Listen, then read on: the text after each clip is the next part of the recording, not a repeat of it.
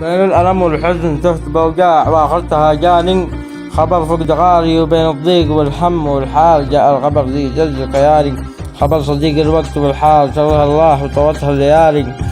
الله يرحمك ويرحم كل راحل ورحال ويسكنك في الفردوس يا أغلى الغوالي. احنا البشر ذي ما نعرف البعض لو راح ولا ندور من عايش وصاري ما ندور الشخص إلا متى راح، وفجأة وتكثر علينا النواعي. وش فايدة للشخص قد مات، وش فايدة لو نمدحه بالرباعي. حياتنا قصة حزن وافراح وهموم دنيا وما خاب لله داعي.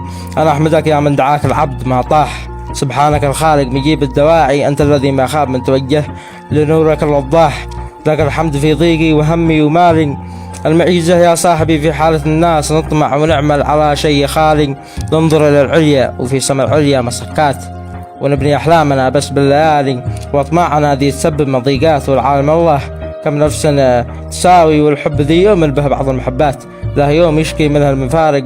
وابن آدم ذي ما حسب على أعمال في نعمته ما يشكر الله ولا هو مبالي، ما يحمده إلا متى بلاه وفجأة دعاه يا رب ارفق بحالي.